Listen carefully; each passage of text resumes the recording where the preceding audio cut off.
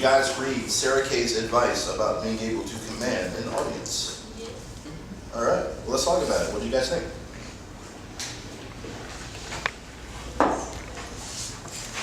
That tells me nothing. How was it good? It was nice to read. Okay. Also, doesn't really tell me that much. How was it helpful?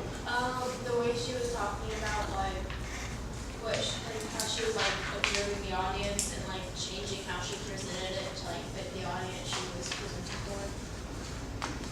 That works, yeah. What else?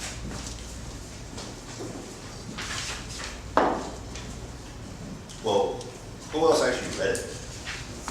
See, I like forgot we had it because like every time like I have like papers, I usually go to them. And I just didn't get the chance. Okay. But I will read it. Well, probably a good thing to read it. Yeah. And I will tell you why. Because the closer we get to the 28th, the farther we go this way towards the date, the more I go in this direction in my ability to help you. And when you're in front of a room of 60 or more people who do not know you, it is a different animal. And you do not want to find yourself at that moment thinking, oh snap, I should have done A, B, and C. Because then it's all on you. And that can be a very nerve-wracking place to be. And I tell you this in advance, one, because I've been there, two, because I actually care for you and I want you to succeed. I don't want this to be a negative, life-defining moment for you. And I have also seen that happen. Oh, yes. And we will probably, if time permits, get into some of those stories too. I'll tell you some horror stories. I've been extraordinarily fortunate in that regard, but I've seen a lot. So, probably a good idea to read those things. Sarah Kay is an excellent person to read from. I'm off the soapbox. What I said was, you don't want to get caught up in being a character in the poem. And I will tell you why. So I have you guys right now, you're thinking about doing sets, right? We're kind of in set mode. If you're doing 4 to 5 poems and your characters tend to change, and everybody's not aware that your characters are changing, guess what kind of happens to the overall message or what's going on? Yes, we can lose them like that. But if you are the voice of the poem, it's a lot easier to kind of thread these things together. Does that make sense? Yeah. So, let's see. How do we project? Where do we project from? There it is. Why? Because it has more resonance. Oh, interception in your face. Yeah, it's the most resonant part of your body. And it does not fatigue as easily as your, somebody say it. Throat. Yes, it does. Thank you. Man, it's crushing you guys today. Step your game up. So, I believe you guys have some homework for me. Dun dun dun. Does anyone not have homework for me? You've got homework, but you don't have enough to share. We'll still get to you. You guys been filming and recording yourselves doing these poems that you're thinking about for your sets? I see different facial. Okay, I can't hear everybody. In one now. Let's see. Once. Yeah. And then I stopped. Why? Because what if, okay, it's entirely possible that I just got tired and stopped. But it's also possible that I don't want to confront the reality of how everything is when I present. Although it's probably not like that bad, it was a bit rough for me to see myself present my work out loud. Okay. Why? Because it was, I mean, it's an insecure event for anyone to go through, but I mean, I don't know, I just probably have some apprehension surrounding it. So that's- Sure. Which is exactly why I wanted you to do it. Because, well, let me not get there yet. I'll circle back to it. What did you say? I recorded myself like 3 times, I think. Okay. For like different poems each time.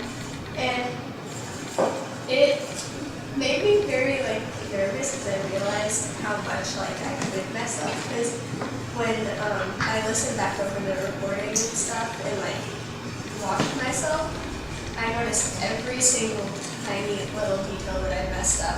I was kind of gone a long time, like last week, so didn't have any time then. And now I'm working camp today, so didn't have any time then. But when I wasn't working camp today, I read it out loud to myself quietly because I was in my mom's place of business. Okay. And so I didn't feel like it was the right place to record myself because I didn't want to be disruptive. Okay. Interesting. So we're working on building up muscle memory too. It's supposed to be an uncomfortable exercise. Because just like you mentioned, although I'm going to change it a bit, you said that it's kind of an uncomfortable thing for everybody. Not so much, because very often you will see people who, that whole like confidence thing, that thing about, oh man, like this could be horrible, this and that, you will come to discover the older you get, a lot of people don't have that, or they're really good at suppressing that. I don't always think that the people who operate like that are the most talented individuals. Typically, and a good friend of mine says this, typically the most skilled and adept people are the ones who are the most reluctant to do things. However, the people who aren't, they make up for that in being able to get out there and just put it in front of everybody. But, no, it's supposed to be uncomfortable for a number of reasons. One, if it's uncomfortable with just you listening back or watching back what you're doing, just imagine if we added 10 people, maybe 20, maybe almost 100. You see kind of how this adds layers to it? So that even though you're gonna have nerves, and nerves are natural, but being able to actually work through those things. Because again, once we get to that date, I cannot help you. I cannot get over in front of like, all right, we're gonna take a minute and we're gonna have a powwow. I can't do that. Things have to keep rolling. So, good idea. I know people have lives and you're busy and such. Still, good idea to rehearse these things. Bathrooms tend to also be really good rehearsal places, depending on where you're at. If the house, the interior is moving, we have these things called outside, where maybe we can get away for 3 minutes, because that's really all it takes to run through something. It's all a matter of you being able to prioritize and be resourceful. And I say these things for somebody who's actually done them. Staircases, if you're in buildings, also make for good places. Just throwing ideas on the table. Who did not read last week? All right, let's see. Beth, start us off. Beth's poem has 2 names attached to it, in case some of you were wondering. The robin blue ribbons I used to wear to keep me tied to you, I now wear to hold myself back. Sometimes I still think I spot you in the moonlight, your body reflecting silver against the water. But soon I realize it's not you, just a glass image of you I keep to myself alone at night. I wish goodbye had really been goodbye, but you're a virus, always here. I love you, will always love you, but I will never miss you. You guys know the drill. What jumps out at you? The last one is really good. Can you give us everything up to that point and then kind of show us that space there? Where we, Up to what point? up to where Ruthie has suggested that space, that pause. The first one. Okay. And so we mentioned the shift, right? How does it shift? Becomes the tone right after that? Me? Sure. I think it starts out as really reminiscent and then it shifts into shifts like with the word sick, it immediately shifts into a bitterness, you know? Okay. So now that we've kind of thrown that on the table, can we hear that tone really played up? And what did I mention that we're doing from now on, or from a couple weeks ago now? There you go. Get up there. I mean, you don't have to go all the way over here, but you can do it right there. That's fine. If the flowers I wear could compare to the salt in your sweat, I would buy a field. And I can still picture my sailboat in your harbor, sea foam the blue of my dress lapping at the sides. My ivory bonnet couldn't keep out the beads of crisp water from my curls, but I remember your coat could. And I remember after months I was sick. Okay, pause right there. What if you gave us everything up to that pause, but a little bit slower? I want you to kind of hang out with that language and that detail for a little bit. Actually, read it and I'll slow you down. Okay. If the flowers I wear could compare to the salt in your sweat, Pause. I would buy a field. And I can still picture my sailboat in your harbor, sea foam, the blue of my dress lapping at the sides. My ivory bonnet couldn't keep out the beads of crisp water from my curls, but I remember your coat could. Keep going. Mm-hmm. And I remember after months I was sick of your vocal cords against mine. Couldn't stand all the words we lashed out like whips at each other, taking them like workhorses, continuing on in strained silence until the leather scarred our backs again. From my waist up I was broken, and I could feel everything, your words bouncing off my body with the pound of my pulse. I told myself these are the things I loved when I loved you. But the only arms reaching out to hold me now are the tree branches not strong enough to keep out the sun. Good.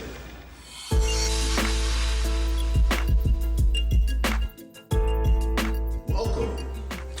How are you guys doing? Great. Yes. I want to officially thank everybody who's here right now, the people who come later, they'll have to get theirs maybe at the back end of the program. You guys are the early birds. So thank you guys so much for being here. Clap it up for yourselves for stepping out the house on a Saturday. Not just coming to support, I'm a little bit biased, support something cool, but to support A, the young people of our city, but B, the artistic program that we have in our city. This is my soapbox moment. Come on in, man. So often, whenever something negative happens in the city that involves young people, perhaps you know some of these people, a certain percentage of our population tends to take to the likes of Facebook, and they automatically become experts of what needs to happen with young people. But whenever there's positive programming taking place, whenever young people are out there actually doing things that they're passionate about, you don't tend to see those people a lot. So by you guys actually being here, sitting in these chairs, clapping for these people who are going to be touching the microphone after me, you are putting a dent in that, and I feel like, again, I'm biased, perhaps you will agree, that we can always, always, always use more of that in our fine city. That's my soapbox moment. I'm off the soapbox. Thank you. So, this happens to be my third year. Come on in. This happens to be my third year having the opportunity to teach young people. And that's an amazing thing. And where are my parents of these wonderfully talented people? Raise your hands, please. Can you guys clap it up for these people?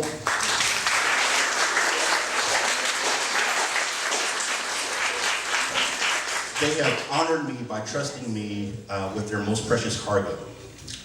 And in turn, I have tried to give them not just a craft that I so love and cherish, but also a voice.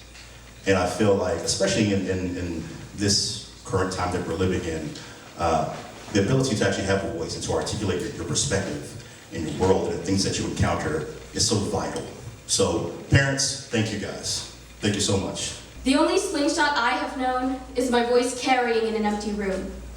My God never gave me a stone to throw to topple Goliath. He never fashioned me a sword out of steel or bronze bullets, telling me to shoot until the snow is blooming with crimson roses, and all I can hear are the pulses of cannons where heartbeats used to be. The only weapon my God gave me was a soft tongue and a silver pen, that these men who only know rage and violence may have half a chance of taking me on. I will never know a battlefield. I have never been commanded to shoot my neighbor between the eyes like a sick dog, or have been forced to rape women and children just to make them afraid. I have never delivered a severed arm cut like bark to a woman and said, "Here is your son." I never want to. And I know how many lives have been sacrificed for me, given unto me, but I will never understand the ability we have to beat the light out of another's eyes, hiding behind gods and wars that we don't understand. I may never hear the shout of drums follow me into battle, but everyone will know my battle cry. That's it.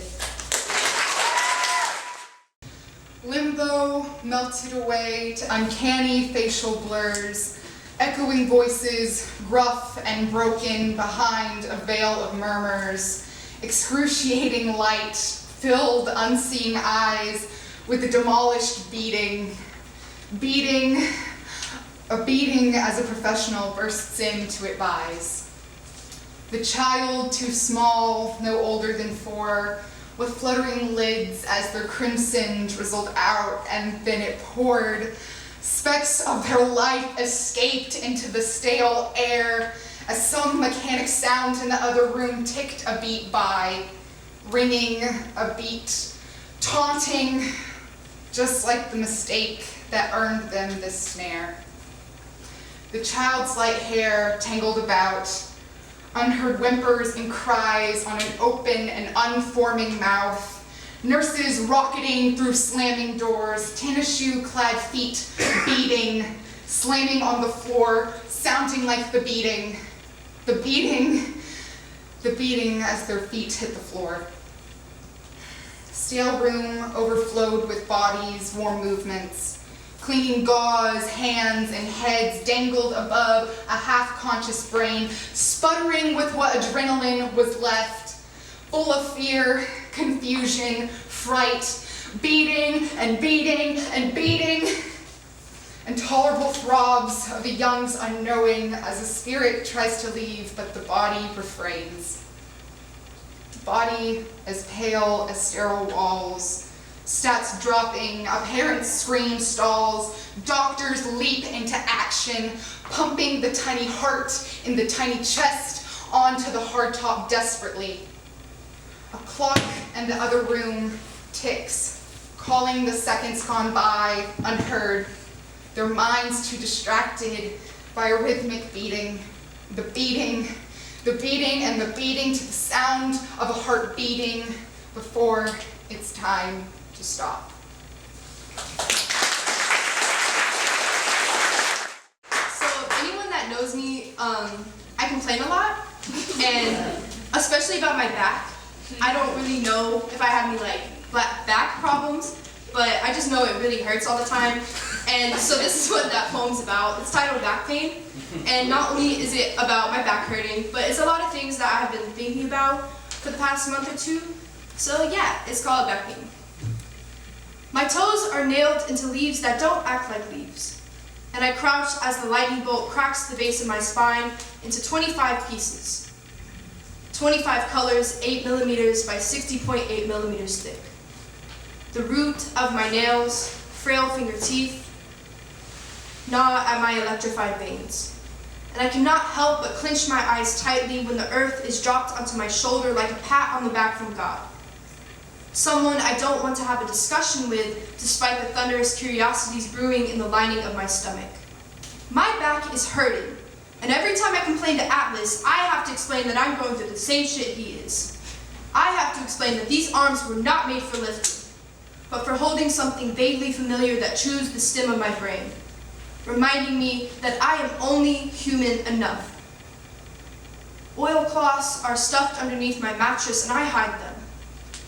Long enough for the smell to embed itself into my skin, and I can no longer taste the temperature of water, or ponder the flavor of oxygen, or do anything remotely functional but be forced to be content with the oilcloth stuffed underneath my mattress. Or balance an entire population on my back. These people are getting restless, and I am tired. 25 colors, 8 millimeters by 60.8 millimeters thick. Rest at the bottom of my spine, and I am too afraid to look. terrified that the black and white world I am accustomed to will fade, and I will be left debating what exactly lies between the hues of red and blue, or what happens when I see everything that I have needed to see. We have reached the end of our event. How did we do? Good? Excellent. Before we let you guys go, a few things.